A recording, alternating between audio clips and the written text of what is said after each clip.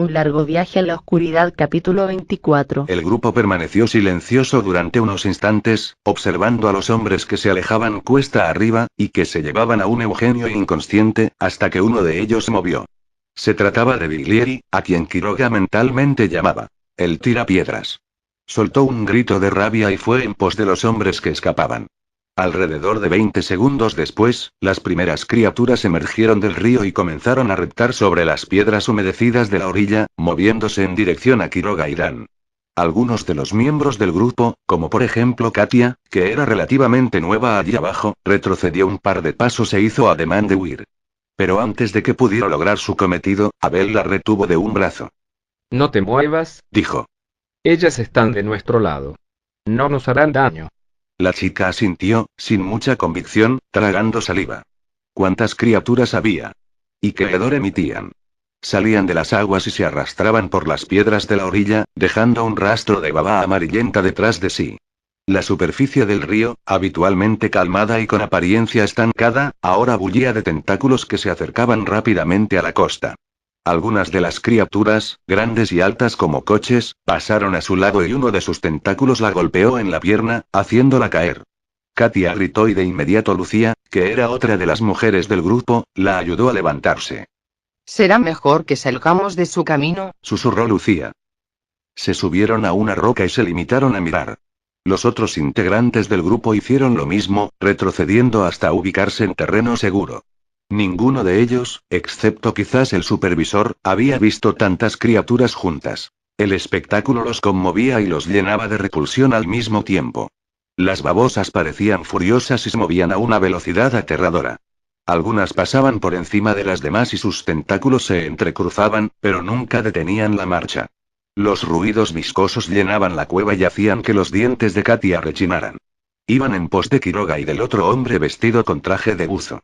Katia pensaba que les darían caza en menos de un minuto. Y luego solo Dios sabía lo que podía pasar luego. los matarán, Dijo Lucía, como adivinando sus pensamientos. tratarán de recuperar a Eugenio. Katia la miró pero no dijo nada. No creía que las babosas sintieran tanto aprecio por Eugenio como para moverse en masa así. De hecho, tenía la secreta convicción de que las criaturas los despreciaban. A todos y a cada uno de los humanos que habitaban en esa cueva. Pero es que habían parecido tan convincentes allá arriba y prometiéndole el fin de sus sufrimientos y augurándole una vida llena de felicidad y plenitud, y Katia, ciega como se encontraba por sus padecimientos con la droga y una profunda depresión, les había creído. Se había dejado conducir allá abajo pero solo para encontrarse con una condición de vida muy precaria, de la cual para colmo era imposible ya escapar. ¿Y por qué había puesto tan poco empeño en regresar a la libertad, a la vida de la superficie? La respuesta más fácil era el miedo, ¿no? Miedo por el supervisor Eugenio, que podía ser muy cruel cuando se lo proponía, o cuando las circunstancias así lo requerían. Miedo por las criaturas mismas, y por sus mismos compañeros, o al menos algunos de ellos, que parecían dispuestos a denunciar el mínimo intento de rebelión. Era como un círculo de miedo, en el cual cada uno se miraba con desconfianza y trataba de congraciarse con las criaturas y con el supervisor para lograr salvar el pellejo propio. Era por eso que había habido tan pocos intentos de escape. Lo de aquella chica que casi se había ahogado había sido posible porque A, en ese momento Eugenio no era el supervisor, y B, porque casi nadie creía que en realidad pudiese lograrlo. ¿Y la otra explicación, además del miedo? Esa quizás era la más dolorosa, la más difícil de aceptar. Y tenía que ver con la resignación y el conformismo. Con la adaptación forzosa a una situación que, si bien no era la mejor, al menos no era lo suficientemente grave como para pensar que uno estaba en el fondo. Katia pensaba que ese sentimiento era más común de lo que la mayoría de las personas se atrevía a reconocer. Después de todo, ¿cuántas personas había allá arriba, en la superficie, que mantenían trabajos que no les gustaban, parejas que no amaban, situaciones que nunca jamás hubiesen llegado a imaginar, y todo ello por el simple conformismo que derivaba del peso entumecedor de la rutina? Miedo. Conformismo. Resignación. Eran grandes debilidades la humanidad, la fórmula del cobarde, y las criaturas habían sabido aprovecharla en beneficio propio, vaya que sí. Vio que Lucía trastabillaba y trató de agarrarla, pero de repente la mujer fue arrastrada hacia la masa de criaturas reptantes. Lucía. Gritó la chica. Lucía gritaba. Tenía las piernas enredadas en infinidad de tentáculos. Una de las criaturas abrió su boca y comenzó a tragarla, sin detener su marcha. Los brazos de Lucía se movían en todas direcciones, buscando un inexistente punto de resistencia. Su boca era una grano de sorpresa y horror. Lucía, no. Volvió a gritar Katia. Déjenla, malditas. Pero la mujer había desaparecido entre la negra y húmeda manada de babosas. Vio que a otros integrantes del grupo les sucedía lo mismo. También vio a Abel, rodeado de tentáculos y lanzando risotadas. ¿Por qué está riendo? Pensó. ¿Por qué el maldito está? Sintió que unos tentáculos se le enredaban entre las piernas y la arrastraban. Katia trató de resistirse y agarrarse a la roca, pero era como luchar contra una avalancha de lodo corriendo colina abajo a toda velocidad. Los estaban llevando consigo. Las criaturas no iban a permitir que ellos se quedaran de brazos cruzados. Querían que intervinieran en el asunto. ¿Pero cómo? ¿Acaso quería que mataran a los dos hombres? ¿Acaso y ya no pudo seguir pensando? Los tentáculos le rodearon el cuerpo con brutalidad, sin ningún tipo de miramientos, y una boca oscura y húmeda comenzó a sumergirla en las tinieblas de su interior. Dan detuvo su marcha unos instantes y miró hacia atrás, jadeante. Lo que vio lo llenó de un horror indescriptible. Decenas, quizás cientos de babosas salían del río y se acercaban a ellos a toda velocidad, como una enorme ola negra que barría con todo a su paso. Las piernas le volvieron a flaquear. Quiroga le propició un oportuno empujón y fue así como pudo seguir corriendo. Muévete, maldito contador de cuarta. Jadeó Quiroga. Muévete o nos alcanzarán. Así que Dan siguió corriendo. El terreno era empinado y los muslos muy pronto comenzaron a dolerle. El pegajoso y zumbante ruido del andar de las criaturas se acercaba cada vez más. Quiroga se le adelantó, con el chico todavía a cuestas, e indicó por señas que se dirigiera a una de las paredes de la enorme gruta. Dan, incapaz de contenerse, se dio media vuelta y disparó hacia el enjambre de criaturas que se aproximaba a toda velocidad. La pistola efectuó un retroceso y casi se le cayó de las manos, mientras Quiroga maldecía y lo instaba a que siguiera marchando. Dan reprimió el impulso de seguir disparando y regresó su vista hacia el lugar donde se dirigía su compañero. Era un túnel. Un túnel cavado en la roca, que parecía iluminado débilmente por una especie de resplandor azulado. ¿A dónde iría ese sitio? No parecía un lugar muy propicio para defenderse. Ni siquiera había algún objeto cercano, algún trozo de madera, alguna roca, que pudiera servir para obturar la entrada. De todas maneras, no creía que una simple trinchera de palos y piedras pudiera detener a las criaturas, pero...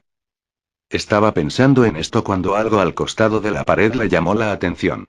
Al principio pensó que eran unos harapos blancos que alguien había colgado por algún motivo de un saliente de la roca. Pero luego el harapo blanco se movió. Era una mujer, vestida con un camisón sucio y ensangrentado. Caminaba lentamente, apoyada en las piedras, como si estuviese demasiado débil y fuese a perder la consciencia de un momento a otro. Cojeaba notoriamente. Cuando Dan estuvo lo suficientemente cerca, se dio cuenta de que se trataba de Diana, su mujer. Ni siquiera tuvo tiempo de sorprenderse, ni de sentirse emocionado frente a la visión de su esposa viva. Estaba por dar la voz de aviso a Quiroga cuando sintió que algo caliente se estrellaba contra su cabeza. Dan dejó caer el arma por la sorpresa y el dolor y luego trastabilló. Se tocó la cabeza. Quedó mirándose estúpidamente la palma de su mano, que se había manchado de sangre. Irguió el cuerpo, aún preguntándose qué era lo que había pasado, cuando sintió otro dolor, esta vez en la espalda. Emitió un jadeo de agonía y miró hacia atrás. El tipo que tenía la cara destrozada se acercaba a toda velocidad, recogiendo piedras del suelo y lanzándoselas con una puntería envidiable. En ese momento, se estaba preparando para arrojarle otra. Dan retrocedió unos pasos, buscando desesperadamente el arma. Vio por el rabillo del ojo que el brazo del tipo descendía en un arco furioso e instintivamente se agachó. La piedra le pasó zumbando cerca de la oreja. ¿Qué puntería tenía ese maldito? Y se acercaba cada vez más. Parecía la avanzada de una caballería integrada por el resto de las babosas. Solo que el tipo no era una babosa, era un humano, y se suponía que estaba del lado de los demás humanos. ¿Por qué mierda entonces lo estaba atacando? Quiroga. Gritó, sin dejar de mirar al tipo que se acercaba, atento a sus movimientos. Sabía que su compañero estaba unos metros más adelante, luchando con la carga de aquel muchacho, que aparentemente era su hijo. Y Liana estaba a unos pocos metros del lugar, increíblemente viva. Necesito ayuda. Kirog. Una nueva piedra. El atacante parecía haber tomado nota de la anterior finta de Dan, por lo que esta vez apuntó inteligentemente a las piernas. La piedra, del tamaño de un huevo de gallina, le dio en la rodilla derecha, que estalló en una sorda y húmeda explosión de dolor. Dan aulló y cayó hacia atrás. La caída no fue del todo desafortunada, porque gracias a ella descubrió dónde estaba la pistola. Había caído en una grieta del suelo, de unos 10 centímetros de grosor, de modo que era imposible verla a simple vista. Se arrojó sobre el arma y entonces sintió el impacto de una nueva roca, que le dio en el hombro derecho y lo hizo retroceder. Miró hacia atrás, hacia el sitio donde supuestamente se encontraba Quiroga. No había nadie allí. El barbudo se había metido en la cueva azulada junto con su hijo, y lo había abandonado a la suerte. Maldito hijo de puta. Pensó Dan. Gracias a mí pudiste escapar, y ahora me olvidas. Ahora su atacante estaba a unos pocos metros de él, enseñando sus dientes como un perro. Como pudo, Dan se incorporó y se preparó para enfrentarlo. La pistola estaba a menos de 1 metro de él, cerca de su pie derecho, pero sabía que ya no tenía tiempo de agacharse para buscarla. El tipo del rostro ensangrentado se arrojó sobre él. Te mataré, los mataré a ti y al otro hijo de puta. Chillaba el tipo. Dan trató de rechazarlo con un golpe, pero el tipo o era muy duro o estaba lo suficientemente loco como para sentir dolor. Su atacante alzó una rodilla y le dio de lleno en el estómago.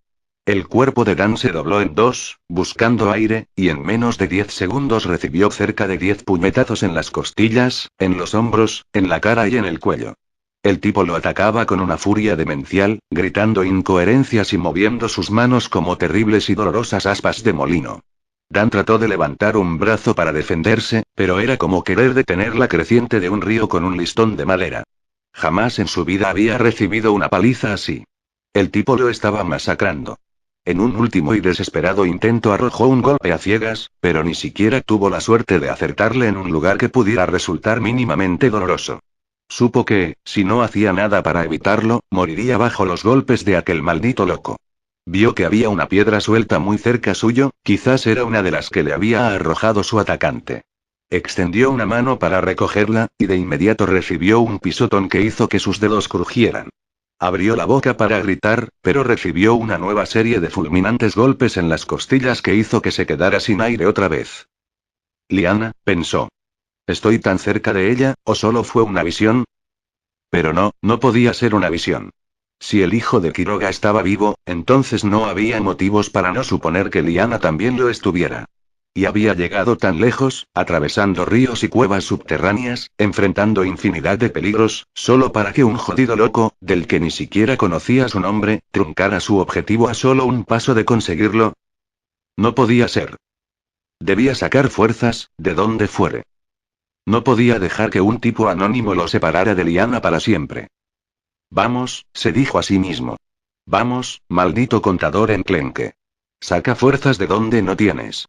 Has castigado a tu cuerpo durante demasiado tiempo, sentado frente a aquella bendita computadora en ese cubículo de mierda, llevando una vida totalmente sedentaria de hamburguesas y comida chatarra y televisión hasta altas horas de la madrugada. Pero es tiempo de cambiar eso. Demuestra quién realmente eres. Liana te necesita. Demuéstralo ahora. Sintió que una fuerza nueva y vibrante le recorría el cuerpo. De repente ya no sintió dolor, ni miedo, ni siquiera cansancio, solo furia, furia por todo lo que había tenido que pasar, furia hacia las criaturas que se habían llevado a Liana, furia por Quiroga que lo había abandonado, pero sobre todo, furia por aquel feo y aullante tipejo, que no dejaba de golpearle ni de rondarle como un boxeador que ha perdido definitivamente la chaveta. Recibió un nuevo golpe, esta vez en la nuca, pero ni siquiera hizo mella en él, de hecho fue como si alguien le hubiese asestado un simple e inofensivo almohadazo. Se incorporó y se las arregló para sonreír al anónimo atacante, al tiempo que su mano derecha formaba un puño fuerte, apretado, letal. Ningún hombre, ni siquiera una mola de músculos de 120 kilos, podría quedar en pie ante el puñetazo que pensaba pegarle a aquel loco de mierda. Sus dientes volarían por los aires y el tipo quedaría seco como un hueso, con una amnesia traumática de por vida. Toma, maldito hijo de puta. Pensó instantes antes de arrojar el golpe. Para que no vuelvas a meterte con los contadores públicos. Contrajo los músculos del brazo todo lo que fue capaz y arrojó el golpe. Falló por 10 centímetros. Como contrapartida, el loco le dio un puñetazo en la mandíbula que le hizo ver una constelación cegadora y lo envió de culo al suelo. Estoy jodido, pensó Dan. Recibió una nueva patada y cerró los ojos, esperando los golpes finales.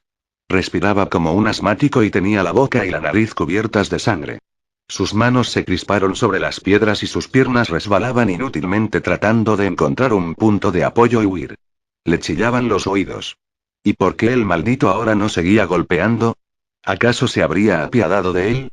Era consciente de que su imagen debía lucir patética, tirado en el suelo con la mirada atontada, la boca abierta como la de un pez, pero no creía que el otro tipo fuese de los que se detenían por piedad o arrepentimiento. ¿Y los golpes seguían sin llegar? ¿Qué habría pasado? Abrió los ojos. El loco se había detenido a 1 metro de él, mirando hacia la pendiente. Sonreía, pero había algo en él que delataba miedo y un súbito nerviosismo. Dan siguió la dirección de su mirada. Quiroga se acercaba corriendo, descendiendo por la pendiente y levantando una pequeña polvareda a su alrededor.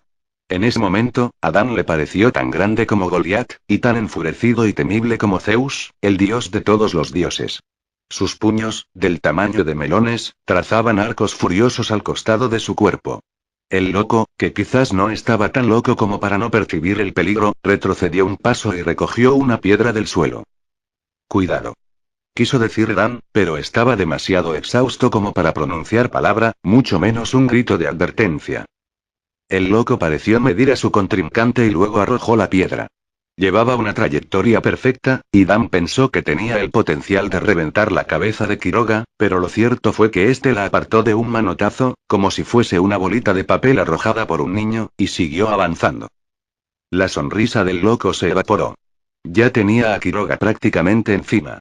Retrocedió otro paso y dijo: Te mataré, viejo de mierda. En el pozo lograste sorprenderme, pero ahora descubrí tus movimientos y griega. No pudo seguir hablando. Quiroga lo tomó del cuello y le dio un terrible puñetazo en las sienes.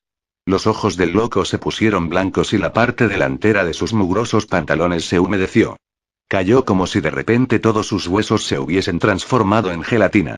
Quiroga se dio vuelta hacia Dan y con un único y brutal movimiento lo cargó sobre sus hombros. Comenzó a correr hacia la cueva azulada, jadeando por el esfuerzo. Maldición, Dan, le dije que corriera rápido, resolló Quiroga. Liana. Murmuró Dan. Vi a Liana más allá. Debemos ir por ella. Ya la vi, y la llevé a la cueva, junto con Lucas. Echó un vistazo atrás y su semblante palideció de preocupación. Mierda, las tenemos casi en los talones. Dan siguió la dirección de su mirada. En efecto, las criaturas se encontraban a menos de 10 metros, avanzando como un enorme tsunami viscoso. Pasaron por encima del cuerpo inconsciente del loco y lo reventaron como si este fuera un sapo bajo el peso de unas ruedas de camión. Se acercaban a una velocidad endemoniada. Quiroga entró a la cueva y se agachó para impedir que la cabeza de Dan golpeara contra el techo. La cueva se encontraba iluminada por una bola que desprendía un extraño resplandor azulado. Tomaron un recodo e ingresaron a una caverna menor, que olía en forma desagradable. Muy desagradable. En un rincón se encontraban tendidos Liana y Lucas, ambos al parecer inconscientes. ¿Y por qué rayos la cueva olía tan mal? Era como si... Dirigió la vista hacia un reflejo líquido al fondo de la caverna. En cuanto Dan cayó en la cuenta de lo que era, comenzó a gritar y a señalar desesperado en esa dirección. Pero Quiroga lo depositó bruscamente sobre el suelo y le ordenó que se callara. Son babosas enfermas y moribundas, dijo Quiroga. Y también hay un bebé. No pueden hacernos daño. En ese momento, la masa de criaturas ingresó a la cueva. Sin perder tiempo, Quiroga recogió el bolso con los explosivos, que había dejado muy cerca de Liana, y se volvió para el enfrentamiento final con las babosas. Continuará.